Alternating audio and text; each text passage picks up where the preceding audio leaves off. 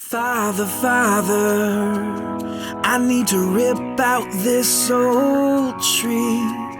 I don't want to sugarcoat things. I know that sometimes life can be hard. Just yesterday I received on Facebook a letter from a fan, and it simply said, "Life is hard. Please help however you can." And I didn't know what to say. I read that and my heart broke for her, and I had no words, so I just tried to find some words in the Bible, tried to find some encouragement to give to her, and to let her know she was loved. But I remember times in my life when I felt those exact thoughts. Life's hard. Help somebody. And it felt like I was all by myself. I was a child of divorce. My parents divorced when I was young. And, I was engaged, and it all fell apart at one point. And man, those times at my lowest of lows, I was crying out for help. And there come those days when I was fighting battles with lust or pride, with greed, and I felt like it was all myself that I was battling, that nobody else had the same downfalls that I did. But that's not true.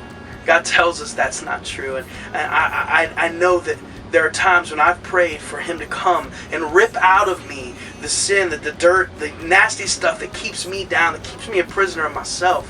And in those days, it hurt to finally be set free. It's not a pleasurable thing sometimes, because it means true change. It means that you have to confront and let others know about the junk in your life. But when it happens, it is all the more beautiful.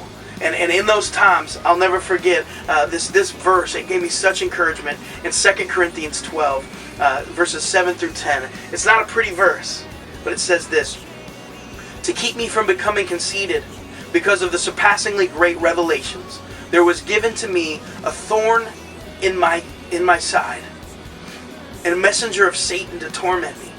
3 times I pleaded with the Lord to take it away from me. But He said to me, 'My grace is sufficient for you. My power is made perfect in weakness.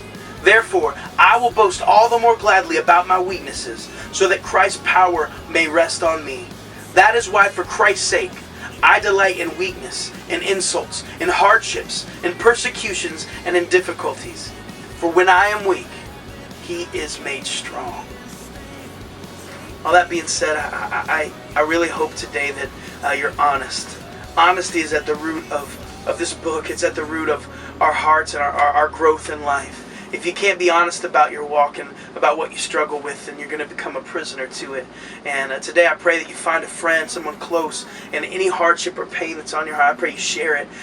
When we wrote our song Wrecking Ball, it wasn't an easy one to write. We knew that sometimes when we ask God to come and break our hearts so that they might be made stronger, it's not a pleasurable thing at the time. But it is, when all's said and done, it's a beautiful thing to realize that when we feel our weakest, that's when God is at His strongest. In our weakness, He is strong. Remember that today. Take that with you and know that you're loved and that you serve a God that is much stronger than anything you could ever imagine. I need a